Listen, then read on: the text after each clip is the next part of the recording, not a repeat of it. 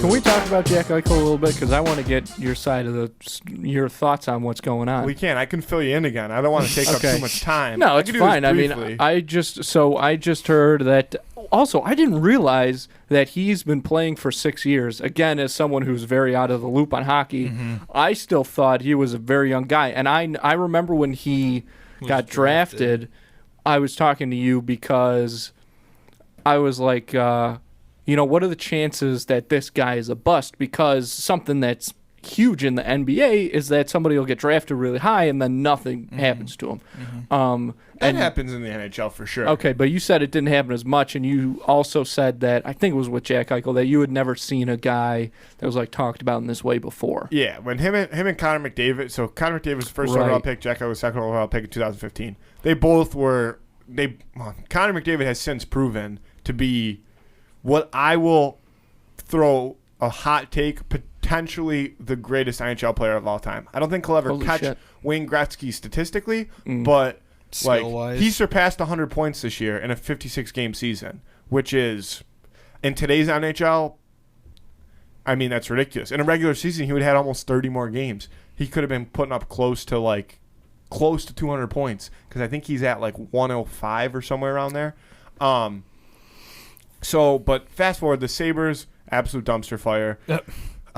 Jack Eichel did not. Yes, they've never made the playoffs. They've never actually been a good team with Eichel there. I'm a believer that it's not at fault of Jack Eichel as a player. I think it's very organization based. I think that it's not even that he didn't have the parts. Just the organization culture was crap. Fast forward to this season, they suck.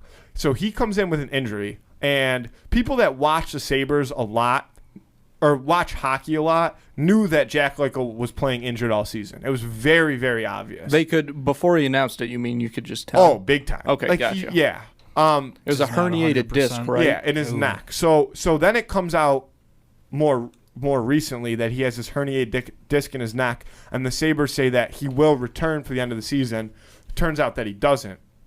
So then in the postseason kind of press conferences, people start asking the tough questions, because there's been a lot of speculation that he's going to part ways with Buffalo because, I mean, he's 6 years into his career. He's never sniffed the playoffs. He's never had the season that he should have had, and he, in my opinion, should be a top 5 player in the NHL, top 5 forward in the NHL every year. He's got he should be, but he just has never found that stride on the Sabres. And so it comes out that he has this herniated disc in his neck.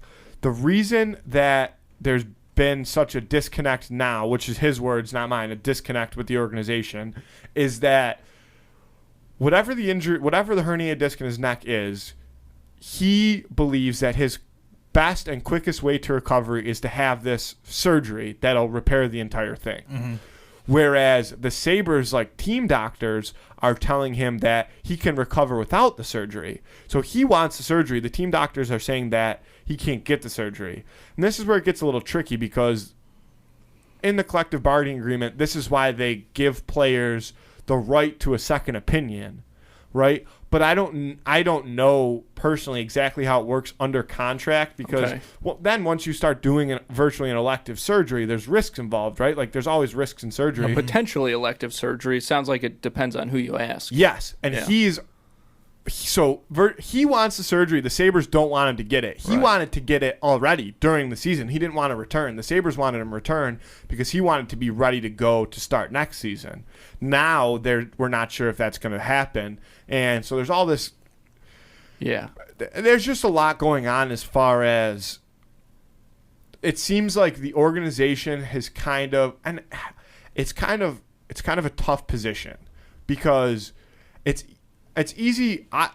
My initial impression is, well, you have to let a guy like that, such a good athlete like that, who's so in tune with his body and takes care of his body and has for so long, you have to let him do what he thinks is right? Like if he thinks he's going to 100% recover from the surgery and that's his best option, he wants it, your first instinct is like, okay, you have to let the guy have the surgery, right?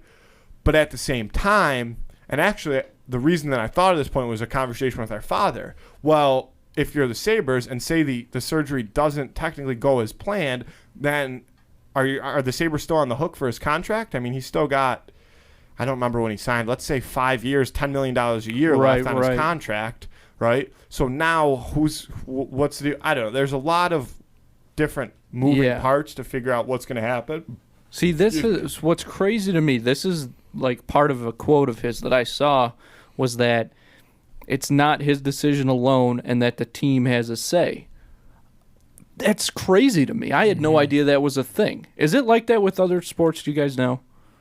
I would imagine. Right. And this okay. is, I mean, but I hear what you're saying. Contract, right. And it's interesting though because then obviously you look at him less as a person and more as an investment as a player, that's right? Exactly. Right. That's kind of what. Also, what Eichel said. He said at the end of the day, he said, "I have to look out for myself, but the Sabres have to look out for the Sabres." Yeah. So that's where this whole kind of feud comes into play.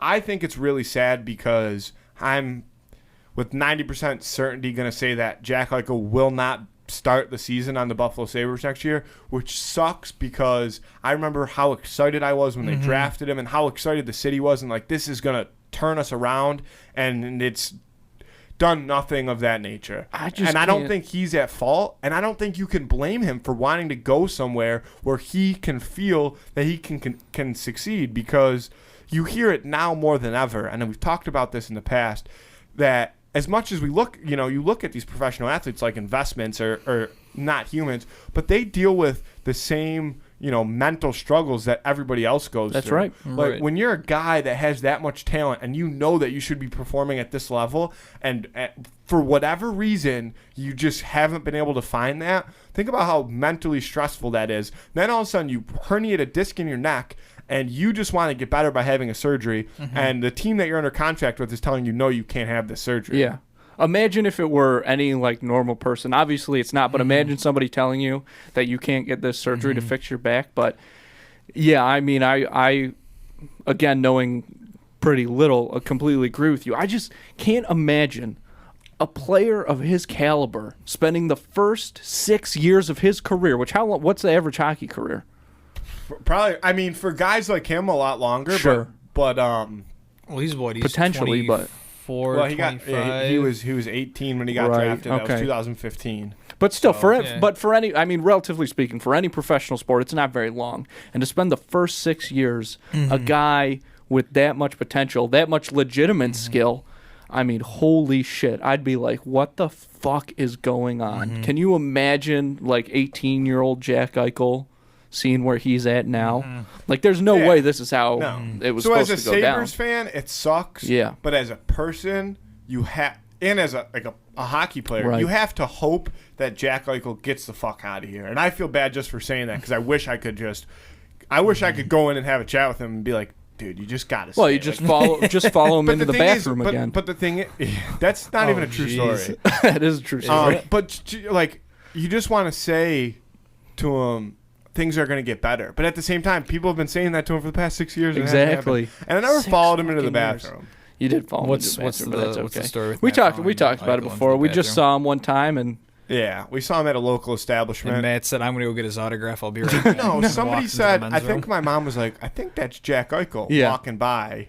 And Matthew was like, I'll check it out.